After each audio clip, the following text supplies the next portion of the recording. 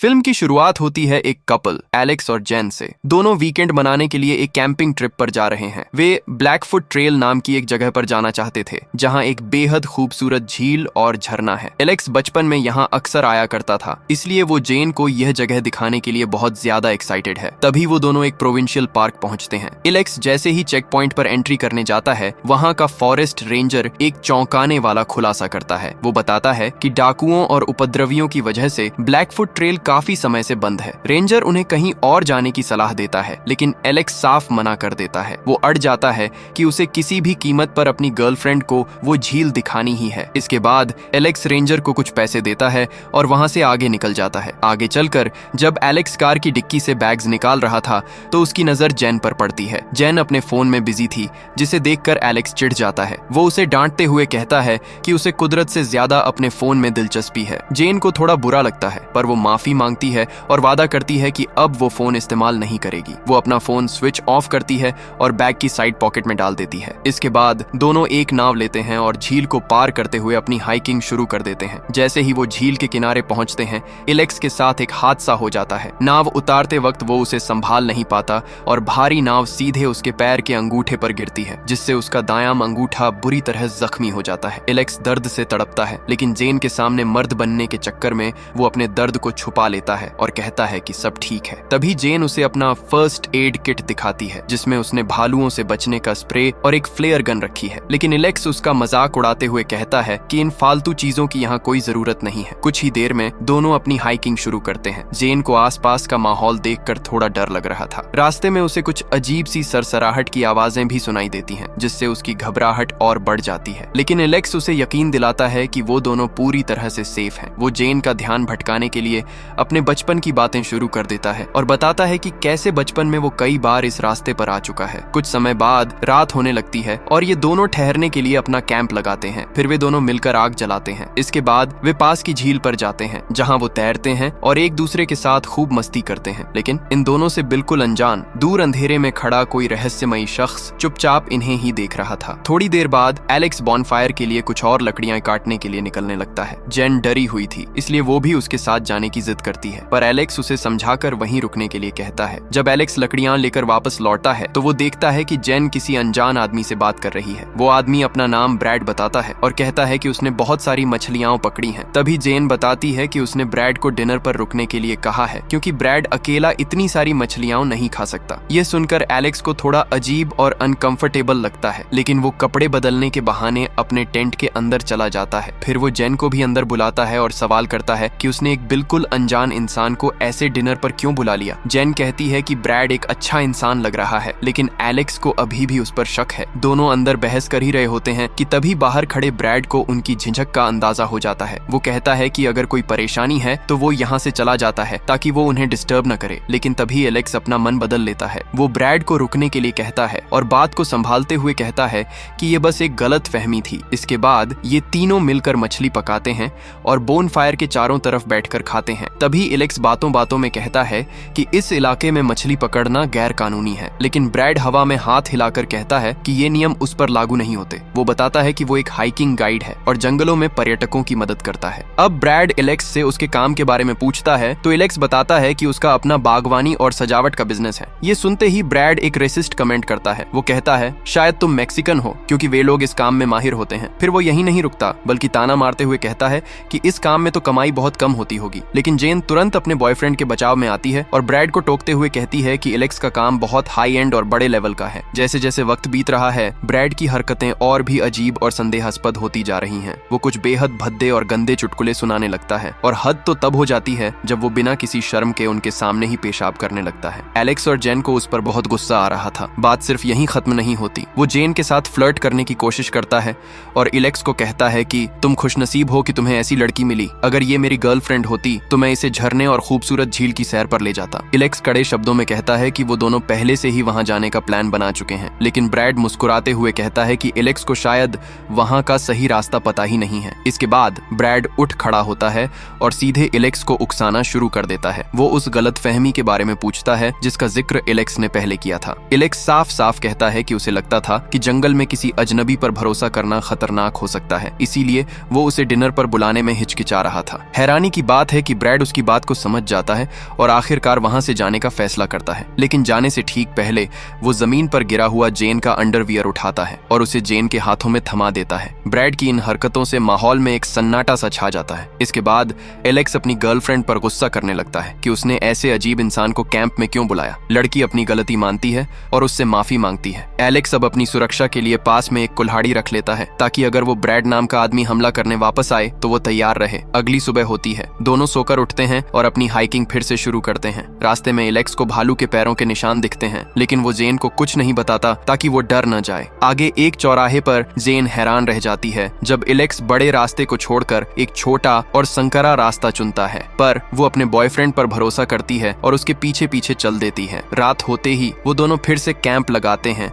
और बॉनफायर जलाते हैं। तभी एलेक्स का ध्यान अपने पैर के जख्म पर जाता है। वो देखता है कि कश्ती चलाने की वजह से उसका पैर का नाखून बुरी तरह टूट चुका है। वो दर्द से कराह उठता है और बड़ी मुश्किल से उस टूटे हुए नाखून को खींचकर बाहर निकालता है। फिर अल्कोहल से अपने जख्म को साफ करता है। इसके बाद एलेक्स अपने खून से सने मौजों को एक पेड़ की टहनी पर टांगता है और सोने चला जाता है। सुबह होने ही वाली है कि अचानक कुछ अजीब आवाजों से जेन की नींद खुल जाती है। वो घबराकर तुरंत एलेक्स को जगाती है। एलेक्स पहले तो उसे शांत करने की कोशिश करता है, लेकिन जैसे जैसे वो आवाजें तेज और नजदीक आने लगती हैं, खुद एलेक्स के चेहरे पर भी डर साफ दिखने लगता है। उन दोनों को लगता है कि शायद वो ब्रैड नाम का आदमी वापस आ गया है, लेकिन तभी अचानक वो आवाजें बिल्कुल बंद हो जाती हैं। सुबह होते ही दोनों के होश उड़ जाते हैं। उन्हें वहां खून से सने हुए मौजे मिलते हैं और पास ही एक पेड़ की डाली भी टूटी हुई थी। ऐसा लग रहा है जैसे खून की बू सूंघकर कोई बड़ा जानवर यहाँ खाने की तलाश में आया था। ये देखकर जेन बुरी तरह डर जाती है और तुरंत घर वापस जाने की जिद करने लगती है,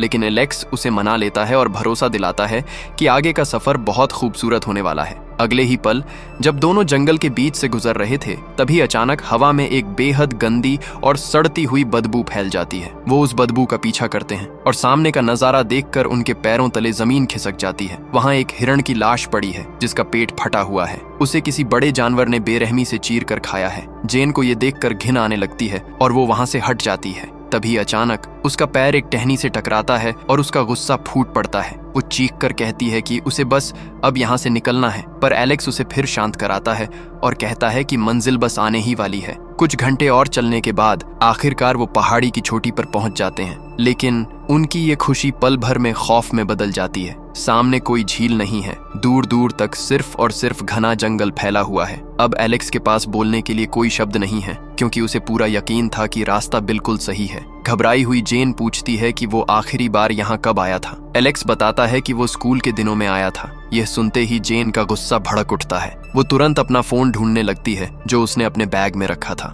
एलेक्स कहता है कि यहाँ कोई नेटवर्क नहीं है, लेकिन जेन अड़ जाती है कि कम से कम कोशिश तो करनी चाहिए। वो पागलों की तरह फोन ढूंढ रही थी। तभी एलेक्स सच उगल देता है। वो बताता है कि उसने फोन बैग से निकालकर कार में ही छोड़ दिया था, क्योंकि उसे डर था कि कहीं जेन इस एडवेंचर के दौरान भी फोन में ही बिजी न रहे। ये सुनते ही जेन के सब्र का बांध टूट जाता है। वो चीखने चिल्लाने लगती है। वो उसे बुरी तरह डांटती है कि बिना मैप और बिना फोन के वो उसे इस सुनसान जंगल में ले आया है और दोनों की जान खतरे में डाल दी है। वो उसे लूजर कहती है और ताना मारती है कि वो उसे इम्प्रेस करने के लिए हमेशा ऐसी बेवकूफाना हरकतें क्यों करता है। तभी एलेक्स बीच में रोकते हुए उसे सच बताता है। वो कहता है कि उसने इस झील के किनारे उसे प्रपोज करने का प्लान बनाया था। ये सुनकर जेन के होश उड़ जाते हैं। उसके पास बोलने के लिए कोई शब्द नहीं बचते। उसका गुस्सा पल भर में शांत हो जाता है। दोनों बिना कुछ बोले नीचे की तरफ बढ़ने लगते हैं और रात होते ही अपना कैंप लगा लेते हैं। अगली सुबह एक बड़ा सा जानवर, शायद कोई भालू, उनके टेंट के आसपास सूंघ रहा था, लेकिन उन्हें कुछ भी पता नहीं चलता।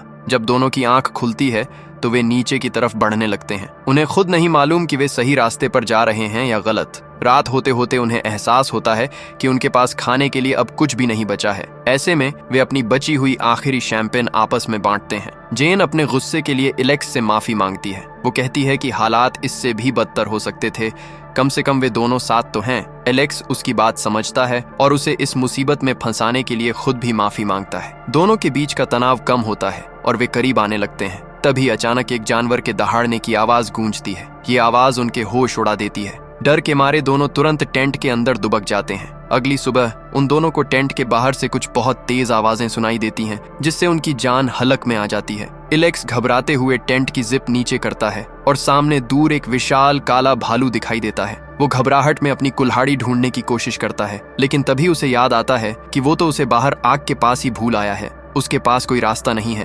वो तुरंत टेंट की जिप बंद करता है और बस दुआ करने लगता है कि भालू वहां से आगे बढ़ जाए। लेकिन कुछ ही पलों बाद जब एलेक्स फिर से टेंट खोलता है, उसके होश उड़ जाते हैं। भालू सीधा उनकी तरफ दौड़ता हुआ आ रहा है। जेन घबराहट में अपनी एंटीबियर स्प्रे उठाने की कोशिश करती है, लेकिन भालू अचानक टेंट के अंदर घुस आता है और स्प्रे उसके हाथ से छूट जाता है। भालू जेन के हाथ पर हमला कर देता है, जिससे उसका बहुत सारा खून बहने लगता है। हालात की गंभीरता को समझते हुए एलेक्स बहादुरी से अपनी गर्लफ्रेंड के आगे आकर खड़ा हो जाता है। वो भालू का सामना करने के लिए तैयार है, लेकिन भालू बड़ी आसानी से उस पर भारी पड़ जाता है और उसके पैर को जख्मी कर देता है। तभी जेन को मौका मिलता है और वो भालू पर स्प्रे छिड़क देती है। दर्द के मारे भालू वहां से भाग खड़ा होता है। जेन फौरन एलेक्स के घाव को संभालने की कोशिश करती है, लेकिन तभी वो खौफनाक भालू दोबारा आ धमकता है। वो एलेक्स को टेंट से बाहर घसीट ले जाता है और उसे बेरहमी से नोचने लगता है। एलेक्स समझ जाता है कि अब उसका बचना नामुमकिन है। वो चीखकर जेन से कहता है कि वो जितनी तेजी से हो सके यहाँ से भाग जाए।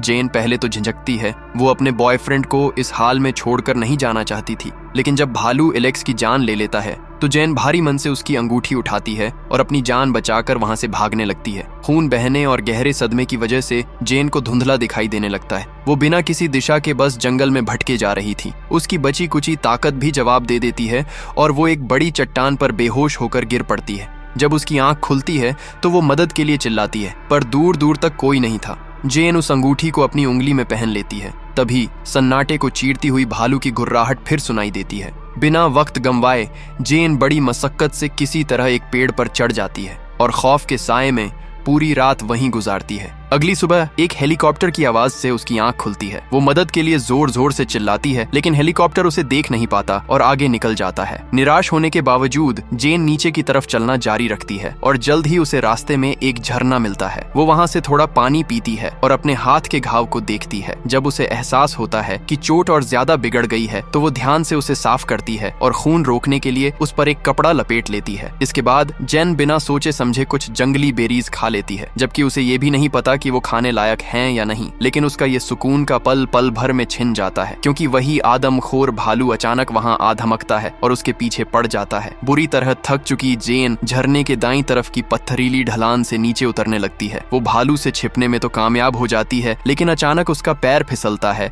और वो कुछ मीटर नीचे गिर जाती है, जिससे उसका टखना टूट जाता है। जेन हिम्मत नहीं हारती। वो पास की टहनियों से एक काम चलाऊ पट्टी बनाती है और आगे बढ़ना जारी रखती है। रात के वक्त वो अपनी फ्लेयर गन जलाती है और उसी के उजाले के सहारे वापस पार्क की तरफ का रास्ता ढूंढने की कोशिश करती है। अगली सुबह जेन अभी भी जंगलों के बीच चल रही थी, लेकिन तभी कमजोरी की वजह से वो बेहोश होकर गिर पड़ती है। जब उसकी आंख खुलती है तो उसे कुछ दूरी पर एक हिरण दिखाई देता है। वो उठती है और उसके पीछे जाने की कोशिश करती है, लेकिन तभी वो झील के किनारे खड़ी उस लावारिस कश्ती के पास पहुंच जाती है। जेन अपनी बची कुची पूरी ताकत लगाती है, चप्पू चलाती है और चेक पॉइंट की तरफ बढ़ने लगती है। वहां पहुंचते ही वो जमीन पर गिर पड़ती है और तभी सैलानियों का एक ग्रुप उसे देख लेता है। इन सैलानियों को गाइड कर रहा ब्रैड फौरन जेन की तरफ दौड़ता है और उसकी मदद के लिए आगे बढ़ता है।